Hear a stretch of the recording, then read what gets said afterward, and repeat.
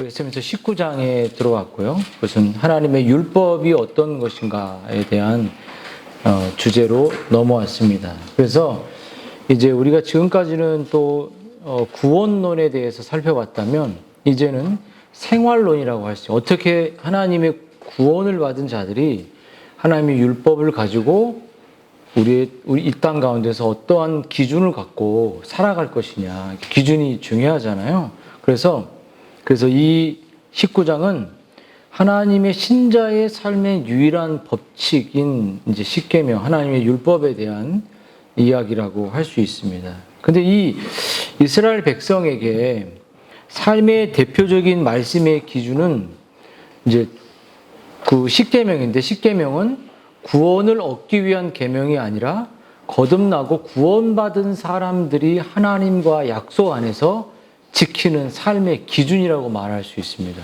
십계명은 그 하나님의 말씀의 전부를 신구약을 요약한 것이잖아요. 그 요약한 그것은 구원을 받기 위한 것이 아니라 구원받은 자들이 어떻게 이 세상을 바른 기준을 갖고 살아가야 한다는 거죠. 그래서 율법에 대한 이해를 가질 때 먼저 첫째 어떤 걸 알아야 되냐면 의식법이 있고 시민법이 있고 도덕법이 있습니다. 이 세 가지 법이 있는데 어떤 거는 사라졌고 어떤 거는 유지됐다.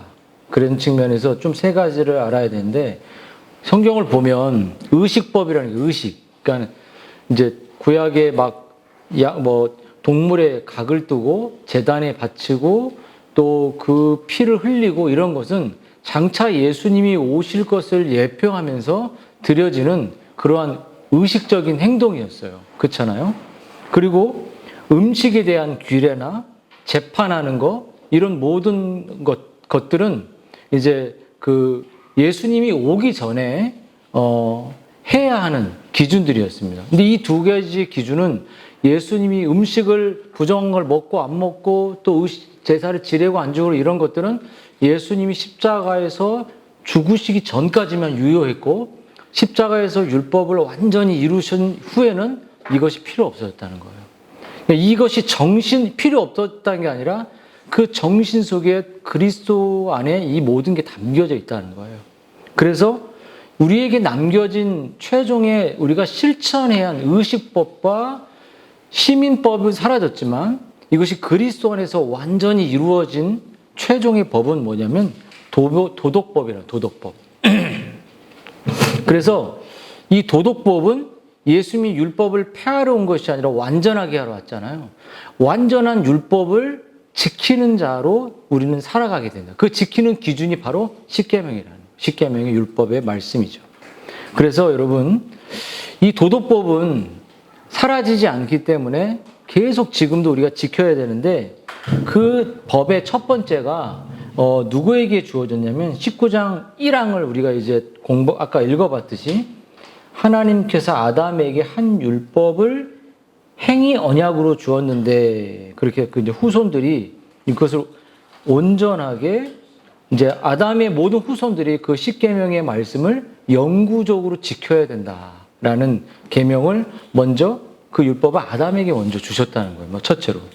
그래서 우리가 기억해야 될 건 이 언약이나 칭의 이런 게 핵심이 아니라 율법을 아담에게 먼저 주셨고 그 아담이 지켜야 될 율법을 우리도 동일하게 지켜야 한다는 그런 의미로서 율법을 주셨다는 거예요. 하지만 여러분, 아담이 율법을 딱 주셨을 때 죄가 없는 상태로 그는 창조되었어요. 우린 죄가 있는 상태로 창조됐잖아요. 그래서 아담은 율법을 다 지켰을 때는 주어지는 축복이 영원히 천국까지 그냥 사는 거예요. 그렇죠?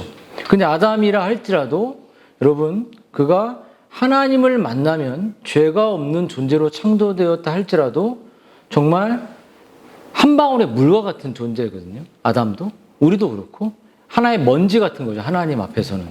그래서 하나님이 이제 아담에게 1항을 쭉 보면요. 처음에 행위 언약을 율법으로 형태로 주시면서 그것을 지킬 수 있는 힘을 주셨어요. 그러니까 우리처럼 지킬 수 없는 죄가 있는 상태로 창조된 게 아니라 율법을 온전히 지킬 수 있는 존재로 창조하셨다는 거예요. 근데 율법을 지키면 생명을 주고 율법을 못 지키면 사망을 준다. 이거였어요. 그래서 이 아담이 우리가 아는 것처럼 그 율법을 다 지키지 못했죠. 타락이 일어났어요. 타락. 하나님의 율법. 그래서 아담이 타락으로 일어나서 그 율법의 행위에 율법을 지키는 존재로 이제 율법을 지켜야 되는 의무가 타락 전에도 있었지만 타락 후에도 그 행위 언약의 율법의 저주는 아담뿐만 아니라 온 인류에게 물려졌다. 그 행위 언약은 어디에 있냐? 우리 내면 속에 있는 거예요. 뭐냐면 인간이 끝없이 무엇인가를 해서 하나님을 만족시키려고 하고 무엇인가를 해서 채우려고 하고 무엇인가를 해서 뭔가를 하나님을 달래고 싶은, 그래서 신이란 존재를 찾든지 우리가 끝없이 인간은 그 행위 언약의 저주 가운데 있다는 것은 이 인간이 뭔가 행위를 해서 천국에 가든 어떤 행동을 해서 무엇을 하든 인간은 그러한 욕망과 욕구가 인간의 내면 안에 태어날 때부터 잠재되어 있다는 거예요. 그래서 끝없이 행동하고 미신을 찾고 아이들을 잘 되게 점집을 찾고 미래를 염탐하고 이러한 인간의 행위 언약의 저주라는 것은 구원을 얻을 수 없는 저주이지만 인간은 그 구원을 얻고 무엇인가 미래를 찾기 위해 끝없이 갈망하는 비참한 존재로 살아가게 된다는 거예요. 그래서 여러분, 그래서 아담과 하와는 그렇게 이 행위 언약을 하나님이 주신 이 율법을 지켜야 될 책임이 있었어요. 근데 우리가 이런 질문을 던질 수 있어요. 아주 신앙이 없는 사람들이나 또 이제 불신앙적인 요소가 있는 사람들은 왜 선악과를 만들어 놓고 아담이 따먹도록 한 거 아니야? 이런 생각을 갖게 만들어요. 그쵸? 그래, 안 그래요? 선악과 없었으면 정말로 영원토록 살았을 거 아니야. 이런 질문을 던진다는 것 자체가 하나님 왜 나를 선택하고 누구를 선택하고 이런 질문과 거의 흡사하다고 말할 수 있어요. 근데 여러분, 하나님은 아담과 하와를 창조하시고 아담에게 그 율법을 완전히 지킬 수 있는 힘을 주셨습니다. 하지만 지키지 못할 수 있는 가능성도 존재하는 거예요. 왜냐하면 완전했지만, 그래서 하나님은 그 아담이 이렇게 선악과를 딱 해놓고 그것을 네가 따먹지 않을 수도 있고 따먹을 수 있는 그 능력을 아담에게 자유의 선택을 허락하신 겁니다. 그래서 아담은 계속적으로 살았으면 더 영광스러운 상태로 살아갈 수 있음에도 불구하고 그것을 따먹었죠. 여러분, 때로는 이게 뭐냐면 하나님이 그것을 아담이 따먹는 것을 막지 않으셨다는 거예요. 허용하셨어요. 여러분, 때로는 우리가 이 세상을 살아갈 때 우리가 나쁜 행동을 하고 정말 고귀한 사람을 보지 못하고 영적인 가치를 있는 사람을 영적으로 보지 않는 그런 때가 있습니다. 영적으로 너무나도 귀한데 육적으로는 별로야. 이런 사람도 있을 수 있잖아요. 그래서 우리의 마음속에는 그래서 우리는 비참함을, 우리가 때로는 어떤 것들을 잘못 선택하고 어떤 것을 잘못해서 죄를 범할 수 있습니다. 그렇죠? 그래서 우리가 그것을 죄를 범하게 될 때 우리는 어떤 걸 겪냐면 심한 고통을 겪게 됩니다. 엄청난 큰 심한 아픔을 겪게 됩니다. 그래요, 안 그래요? 우리 주일학 친구들도 보면 그렇지. 내가 이걸 했는데 이걸 하나님 기뻐하지 않는 건데 이것을 행동했어.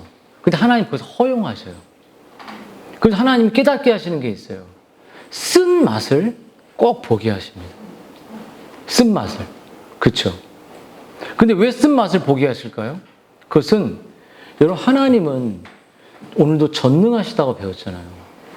하나님의 계획을 막을 자가 있습니까? 없습니까? 없어요.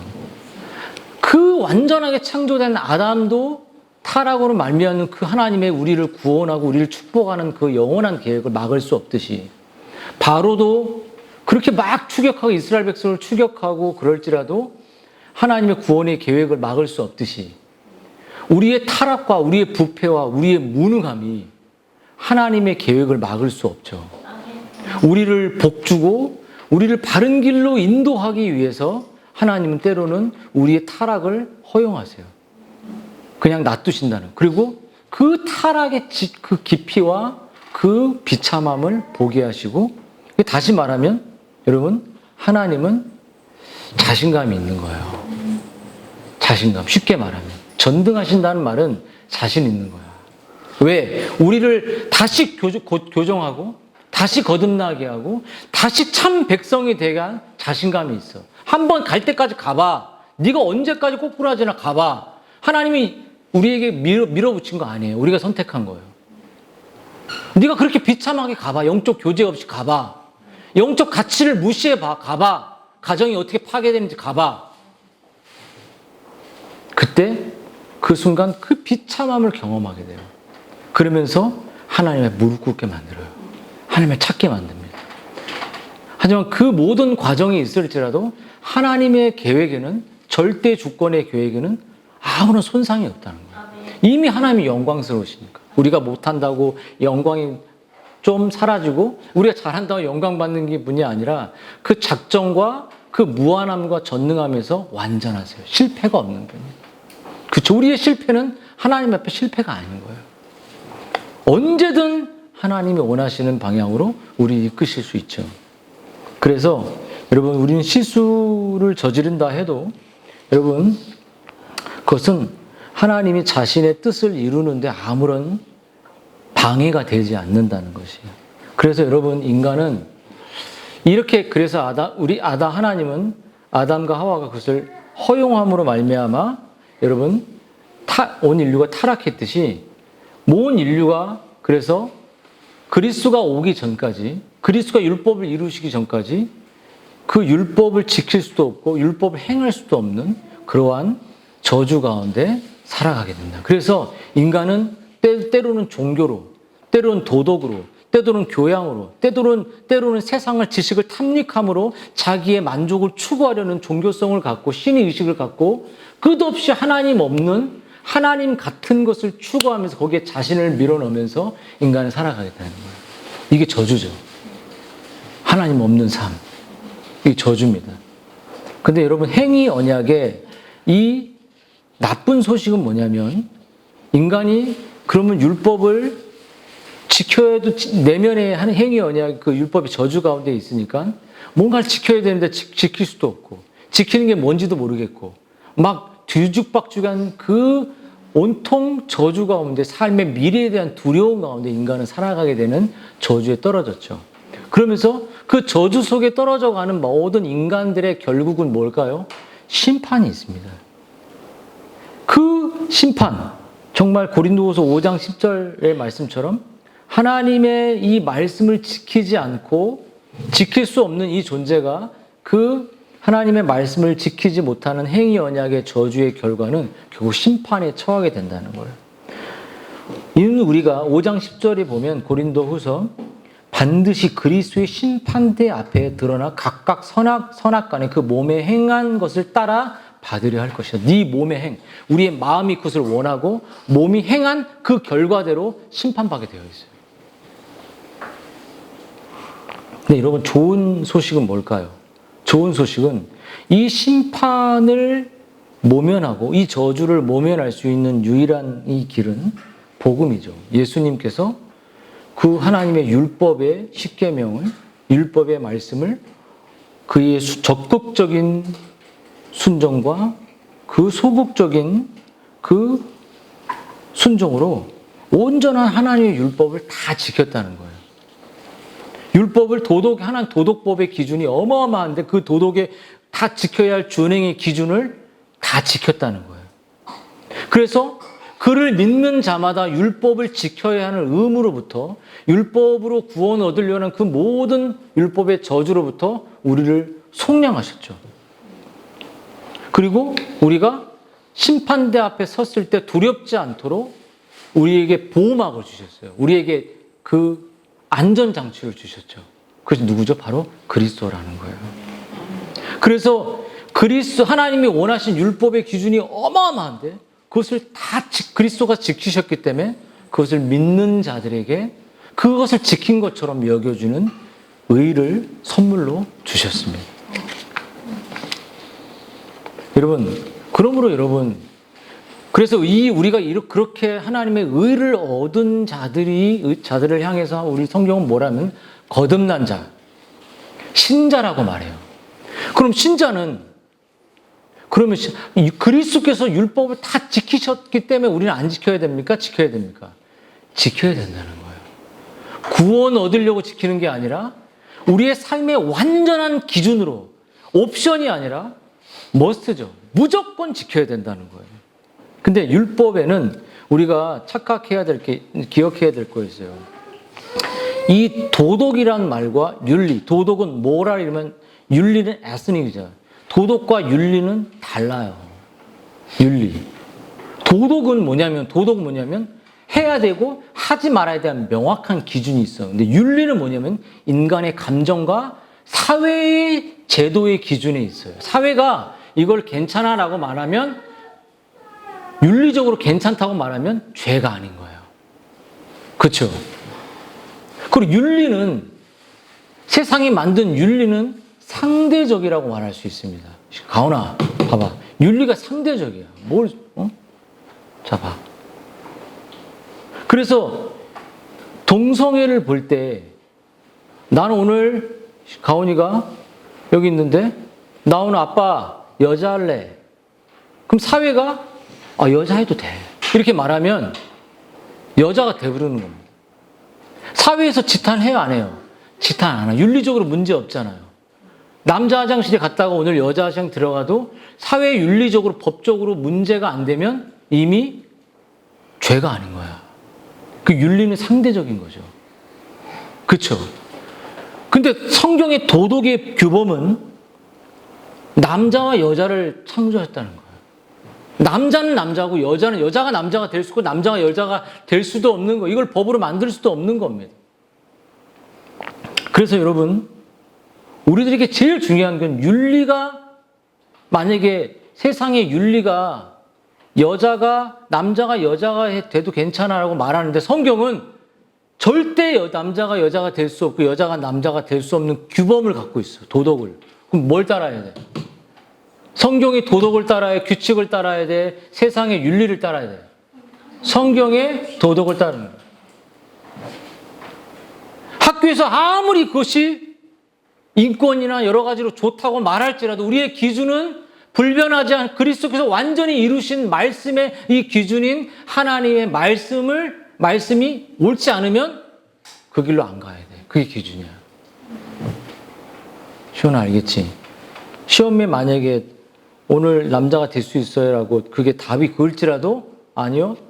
틀리더라도 남자는 남자고 여자는 여자 딱 그렇게 찍어야 돼. 틀릴지라도. 오늘만 싹 지워가 이렇게 쓰는 거 아니야? 여러분, 어떤 면접을 보더라도 그렇게 가는 거예요. 그래서 여러분, 이 도덕은 절대 가치 기준이기 때문에 여러분, 우리가 이 성경의 절대 가치는 타협할 수 없는 겁니다. 그래서 여러분, 제일 중요한 건 윤리는 감정적이고 또 본성적이지만 여러분, 성경은 객관적인 규범적인 진리인 거예요. 그래서 여러분 말씀을 좀 마치겠습니다. 10계명을 주셨는데 오늘 이스라엘 백성이 10계명은 우리가 지켜야 될 거듭난 신자가 변화된 신자가 하나님을 믿는 신자가 지켜야 할 유일한 기준이라는 거예요. 기준.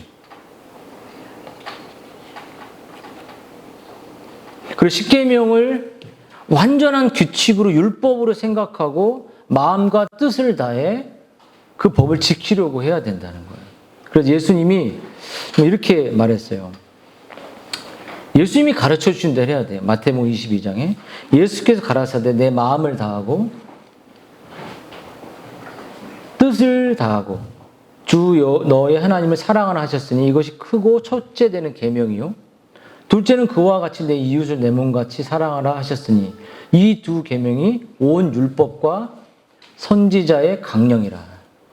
예수님께서 십계명을 두 가지로 요약하셨던 것처럼 압축적으로 한마디로 요약하시길 사랑이다. 사랑. 우리가 행하는 모든 일들 가운데 하나님의 율법을 실천하는 의무로 정말 절대 규범으로 실천하는데 그것을 사랑으로 하는 거예요. 오늘 김성욱 집사님이 문어도 해오고 서로 저는 그래서 적어도 반찬이 많다는 말을 하면 안 돼요. 반찬은 많아서 싸갈 수 있는 사람이 많아야 돼요. 왜냐하면 화목제물 자체가 음식을 하고 이웃에게 나누는 거였거든요. 그래서 자기가 준비 안 할 거면 많다고 말하면 안 돼. 내가 더 보태서 많게 해서 싸가고 지체의 사랑을 나누고 하나님의 율법 때문에 율법을 너무나도 사랑해서 구약이든 신약이든 그것은 사랑이라는 거예요. 십자가 사랑이잖아요. 이 사랑을 실천하는 거예요. 근데 여러분 우리의 본성대로 했으면 상대적으로 누가 갖고 오겠지 그러면 텅텅 빕니다. 십계명 누가 11조 누가 하겠지 텅텅 교회 망해버리면 망해요. 그래서 하나님이 귀한 우리의 본성과 어긋나는 바른 원리와 규칙을 주신 거예요. 하나님의 말고 율법의 기준으로. 그래서 교회와 그 하나님의 물질로 하나님을 영화롭게 하고 지체를 이웃을 사랑하도록 우리 만든 거죠.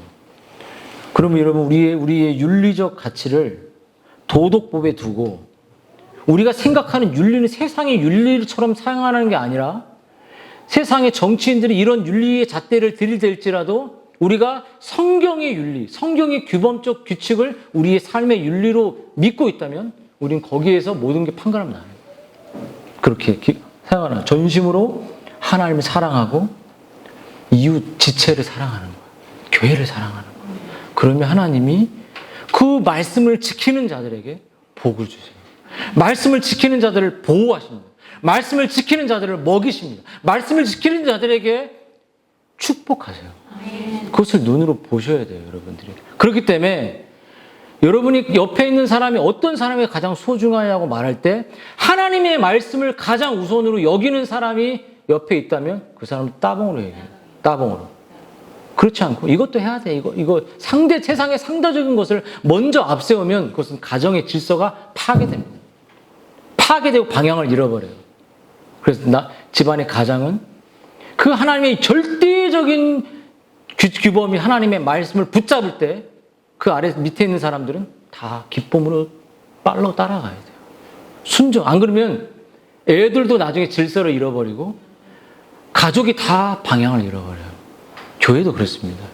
그래서 이 규범은 하나님이 다시 그리스도 안에서 율법을 완성하셔서 아담에게 영원한 생명을 주시려고 작정하셨던 그 축복을 더 큰 축복으로 그리스도 안에서 우리에게 주셨다는 이 율법의 규범의 말씀을 지키면서 복을 받으시길 바랍니다.